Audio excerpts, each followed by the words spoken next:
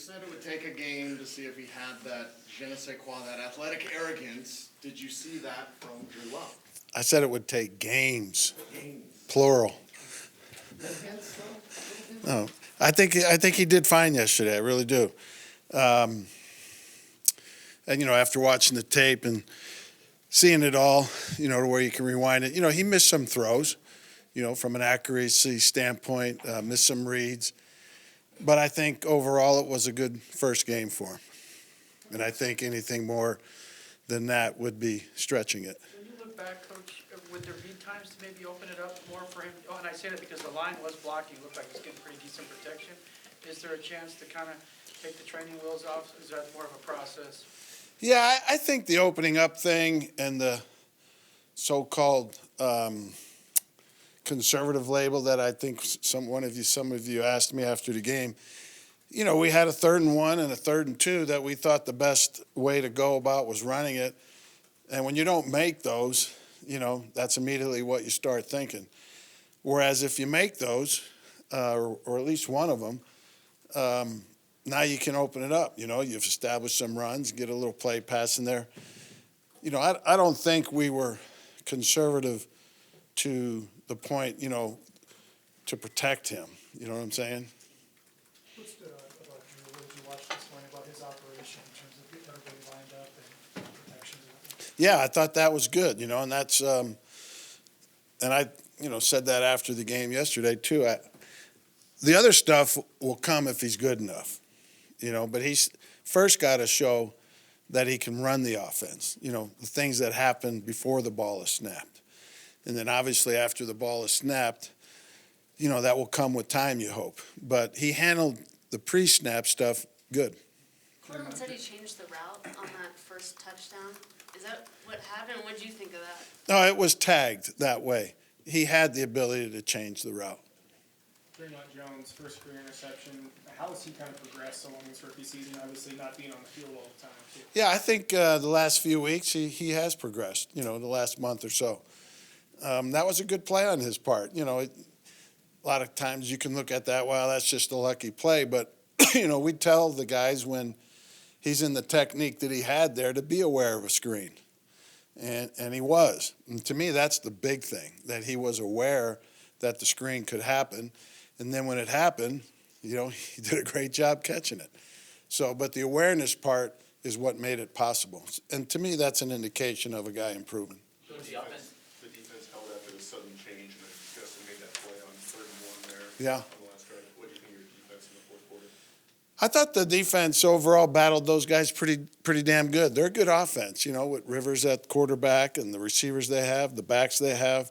They got a lot of talent over there, and they hit us on some big plays, which was the big black mark on the day defensively. But overall, I thought we battled them pretty good. They had some success running the ball, but not to the point where they could just do it all the time. They had that one series where they, I think, ran it 5 times in a row, and we stopped the 3rd and 1, So maybe he's dealing with the same conservative questions that I just got back in L.A. I thought the defense battled.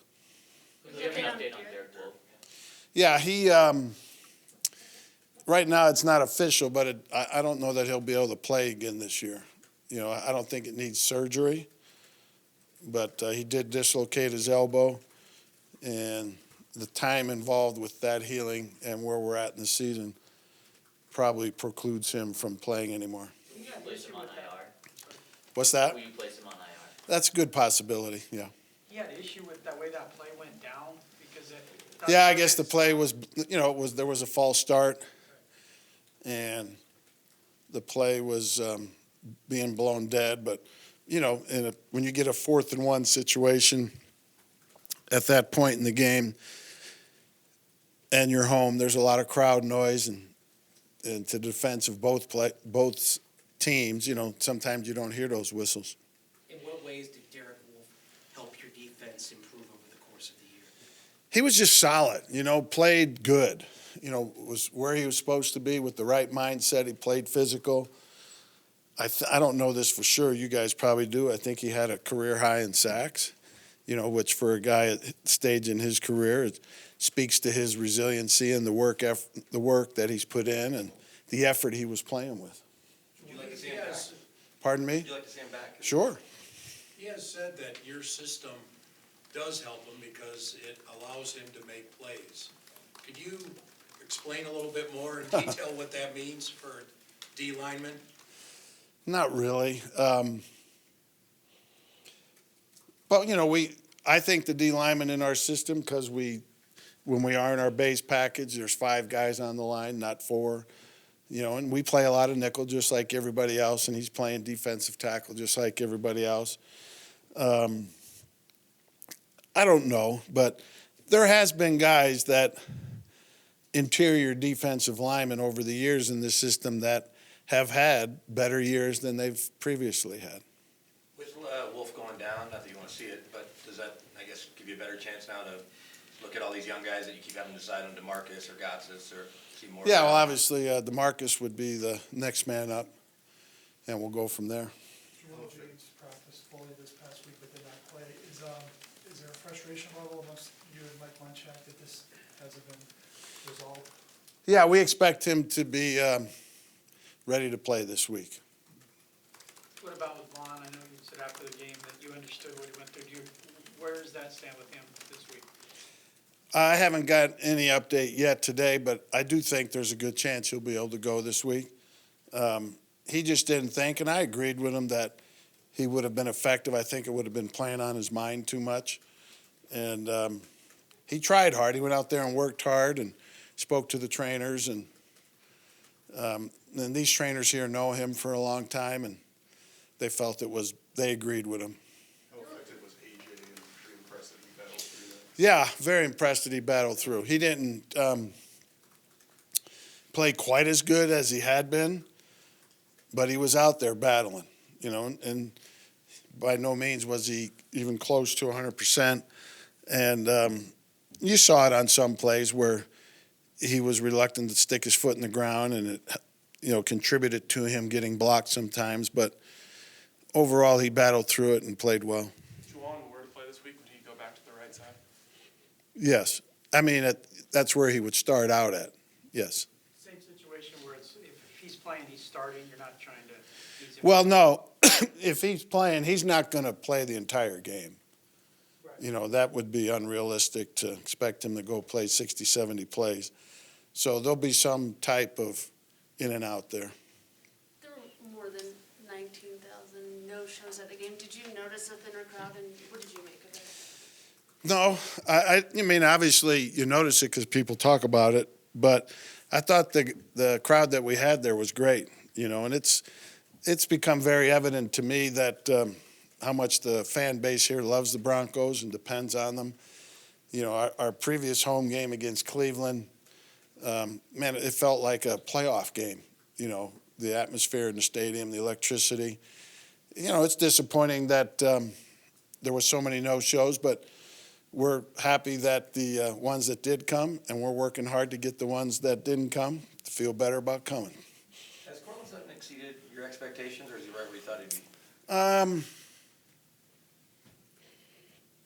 Well, it depends when you ask me what my expectations were. Coming into the season, Coming into the season after training camp? before training camp? Maybe a little bit, but once I got on the field with him and we started practicing, yeah, I had high hopes for him. How much, if at all, was the playbook limited for Drew Lock yesterday? I don't think it was limited that much. I